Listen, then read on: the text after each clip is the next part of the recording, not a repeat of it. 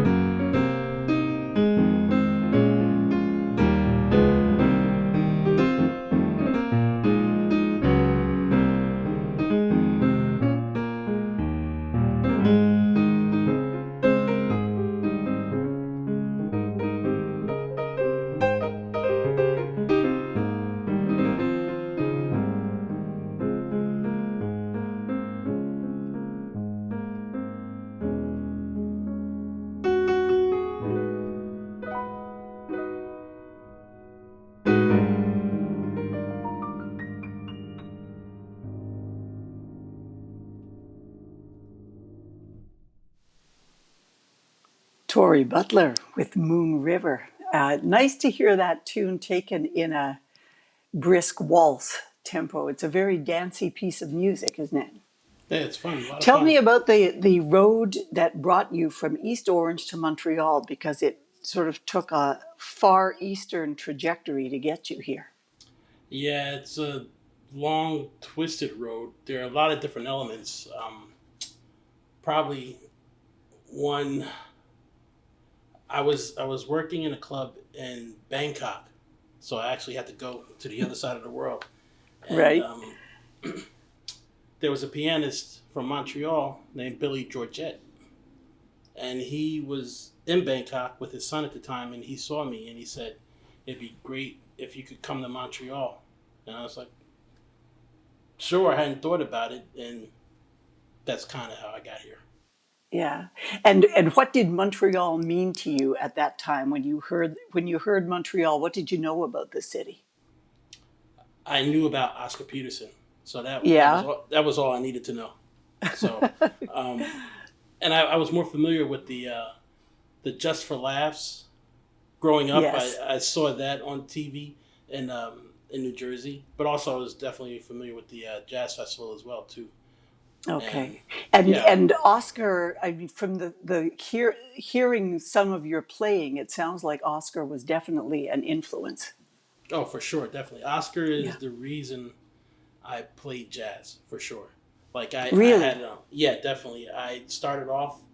I played piano. I started with classical for a while, and then I was looking for other things to do. I played different instruments, and then my band director in high school, he slipped me a recording. He said, "You got to check this out," and it was a solo piano of Oscar Peterson, and that was it. That's all I needed to hear. Wow. I once interviewed a young pianist who said the first time he heard Oscar play, he went back to his room and cried. He was like about 12 years old because he thought, I'll never be able to play like that. But inspiration, not imitation, right? Exactly. Oh, I've Yeah. already accepted that. Yeah. I enjoy what he does. I'm just happy that he kind of showed me what the piano can sound like. So while Right. maybe not able to achieve his level of proficiency, I can still have fun, with a lot of influences from him. Okay. We'll have some fun with Besame Mucho.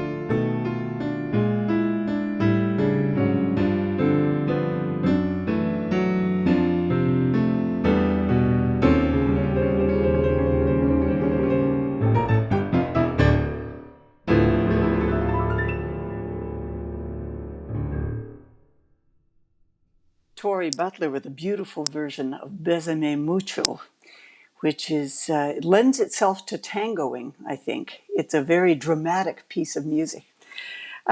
Over many years of doing interviews at the Montreal Jazz Festival, I talked to a lot of pianists who were playing in the solo piano series. And for some of them, that was a lot of fun and they were used to doing it. For others, they were ready to do it, but they were a bit wary because they found it a challenge. And for some of them, they'd never done it before. And I wonder what playing solo piano is like for you.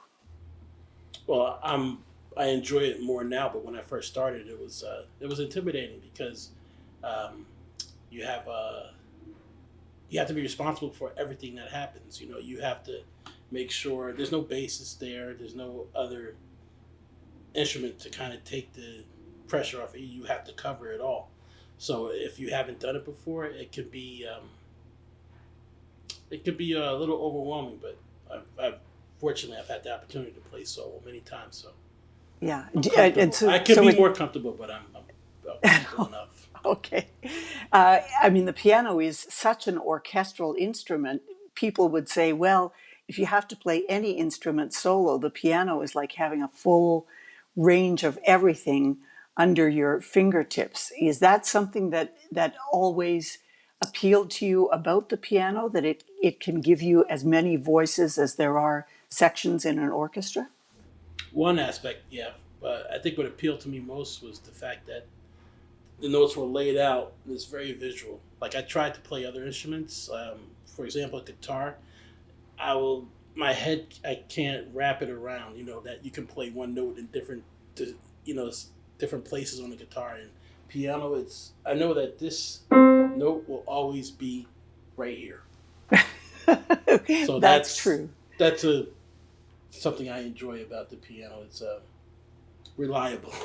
It's Let's yes, say. well, no, but it's interesting you say that because there is the visual component that it's like buttoning up your shirt or tying your shoes. It's right there in front of you. Hmm. Yeah, yeah. You're going to play Georgia on My Mind next. That is an old chestnut. Why do you like that tune? It's a fun song. I enjoy. You know, I played many standards, and that one. Um, Actually, I learned it from a gentleman who kind of taught me everything I really know about being a professional musician. He's a guy I Okay. used to work with in when I was. Yeah, he was the first group I was a part of where I had to learn about being a musician. His name was LD Young, and Okay. actually the that intro you hear from Bass Me Mucho, it was something that he used to do. So I've kind Good. of All repurposed it right. for myself. But yeah. Play it for Eldie and for us.